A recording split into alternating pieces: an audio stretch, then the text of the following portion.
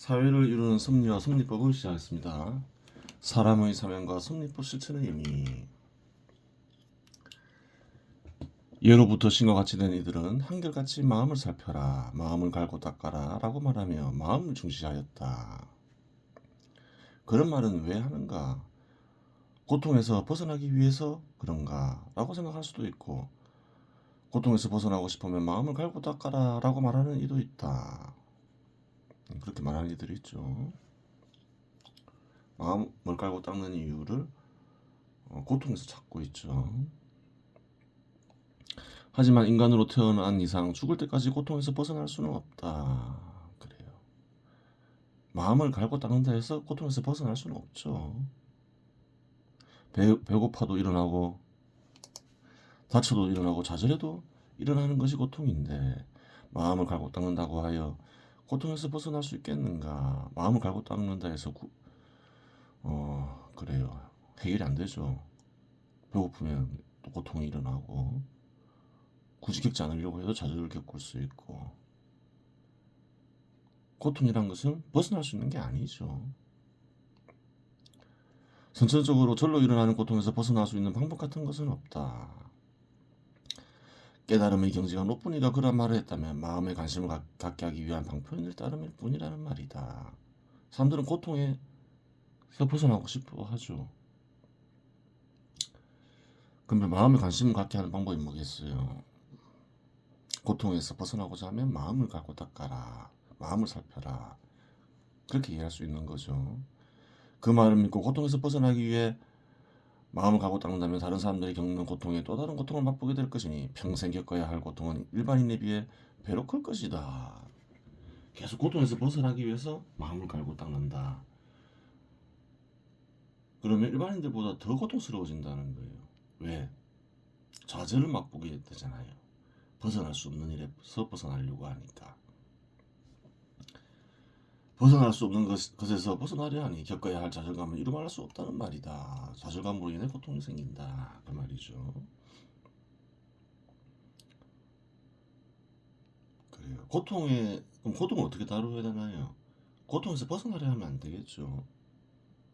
아, 고통은 없앨 수 있는 게 아니구나. 긍정적으로 받아들이자. 그렇게 생각해야 되는 거죠.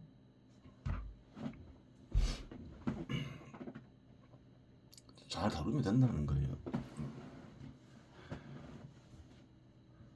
잘 다루어라. 이렇게 말하는 게 맞겠죠. 벗어나려 하지 말고.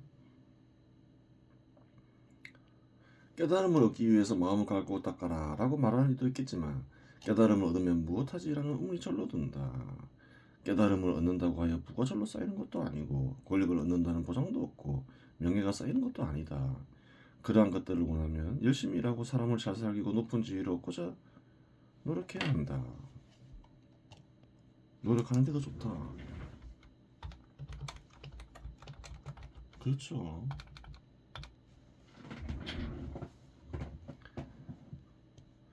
더구나 깨달음을 얻건 얻지 못하건 어차피 죽을 건데 살았을 때 누릴 수 있는 쾌락은 최대한 누려보고 죽는 것이 현명하지 않겠는가. 그렇죠. 어떤 쾌락을 얻기 위해서 어떤 목표를 이루기 위해서 깨달음을 얻고자 한다면 그러니까 분화 권력 명예를 얻고자 깨달음을 얻고자 한다면 음, 깨달음을 얻고자 할 필요가 없고 다른 노력을 해야 되는 것이고 그렇게 살 바에는 그냥 음, 살아있을 때 쾌락이나 누리고 살다 죽는 게 낫다는 거예요.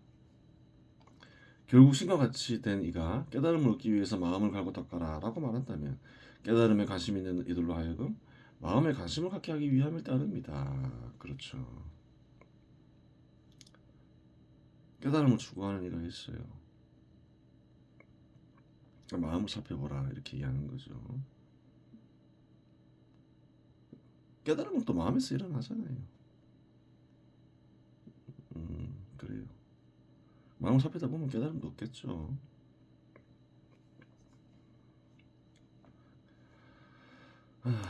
하여튼 뭐 권력 명예를 얻기 위해서 뭐 깨달음을 얻어야겠다 그럴 필요는 없다 이 말이죠. 마음을 살펴라 라고 말하는데 살피는 이유는 무엇인가? 무언가를 찾기 위함이다. 마음을 살펴라 살펴라 그러죠. 무엇을 찾아보라는 말이죠.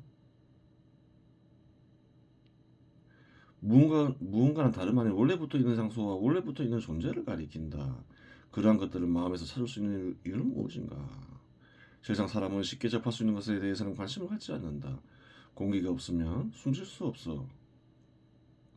금방 죽으니 공기는 인간에게 무척 소중하지만 쉽게 얻을 수 있으니 공기에 관심을 갖지 않는다. 공기에 대해서 깊이 생각하는 이유는 잘 없죠.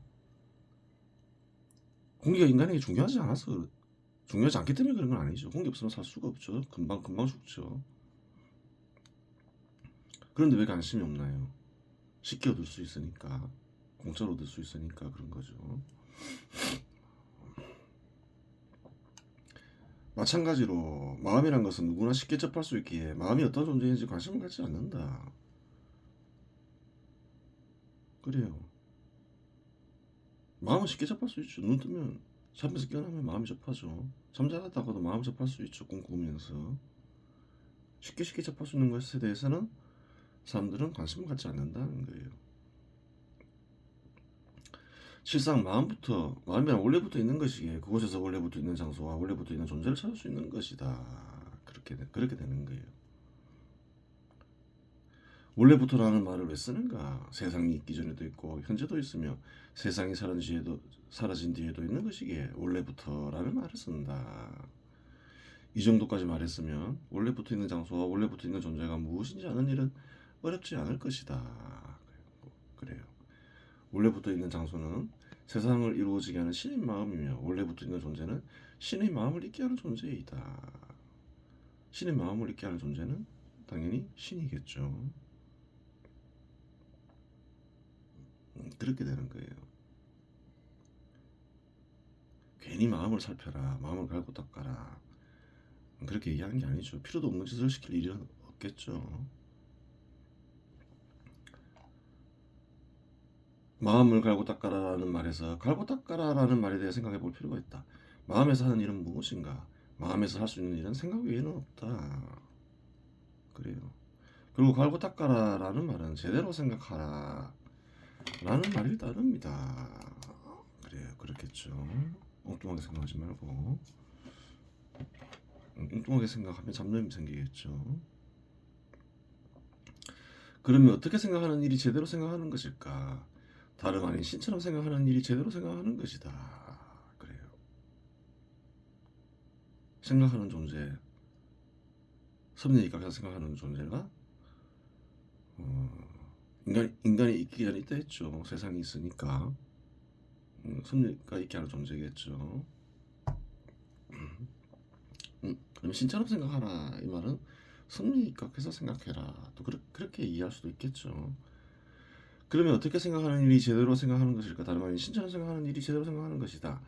이리 말하면 신이 되어본 적이 없는데 어찌 신처럼 생각한단 말이요? 라고 물을 수도 있겠다. 그러한 애로사항을 안타깝게 여겨 예로부터 신과 같이 된 이들은 글을 남겨놓았다. 그러한 글을 읽고 이해하다 보면 절로 신과 같이 생각하게 되는 것이다. 보통 그러한 글을 가리켜 말씀이라고 말하기도 하고 하늘의 글이라고 말하기도 하며 천사라고 부르기도 하죠. 9마리 용이 새겨진 책이라고도 말하기도 한다. 구룡책 그렇게도 불러요. 다르게 다른 표현도 있겠죠. 찾아보면 그래요. 성스러운 경전을 해서 성경이라고 부를 수도 있겠죠.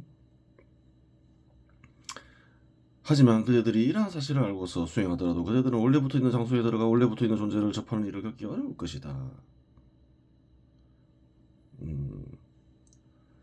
그래요. 누구한테 들어서 알 수가 있어요. 원래부터 있는 장소와 원래부터 있는 존재가 있다, 마음이 있다는 사실을 접할 수 있다는 사실을 알 수가 있죠. 그리고 그러한 책을 또 그러한 곳에 들어갈 수 있는 책을 또 얻어요. 그러면서 끊임없이 책을 읽고 생각해 볼 수 있죠. 그런다고 접할 수 있을까? 접하지 못할 것이다. 이글을 쓴 이는 그렇게 말하죠. 이는 또 왜 그런가? 그대들에게 시킬 일이 없었다면 원래부터 있는 곳에서 그들을 이 세상에 내보내지 않았을 것이다. 시킨 일을 해야 된다는 거예요. 그저 원래부터 있는 곳에 돌아가려고 한다. 그러면 원래부터 있는 곳에서 내보내지 않았다는 거예요. 할 일을 해야 한다. 자기에게 부여된 사명을 해야 한다. 이 말이죠. 따라서 그대들은 결국 신처럼 생각하며 신처럼 행동하여야 비로소 원래부터 있는 곳으로 되돌아갈 수 있다. 신처럼 행동해야 된다는 거예요. 단순히 신처럼 생각한다고 해서 되는 게 아니라는 거죠. 신처럼 행동한다는 말은 결국 무슨 말인가? 섭리법에 입각하여 행동하고 살아가는 것이 신처럼 행동하는 것이 아니고 무엇이겠는가? 그렇죠. 섭리에 어긋난 행동을 하지 마라. 그렇죠. 앞에서 제시한 섭리법이 전부는 아니겠죠. 그리하면 두 개의 관문으로 불리기도 하고 신묘한 앙컷의 문이라고도 불리는 원래부터 있는 장소와 원래부터 있는 존재를 찾아 들어가 접할 수 있을 것이다. 그래요. 즉 섭리법을 실천한다는 것은 사회적으로는 세상과 세상 사람들을 이롭게 하는 일이요.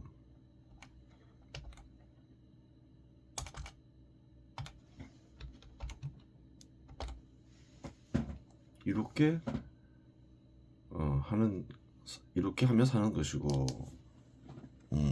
그렇죠. 이렇게 하며 사는 것이고, 개인적으로부터는 원래부터 있는 곳으로 되돌아가 신과 같이 되는 것이다. 그래요. 그렇게 되겠죠.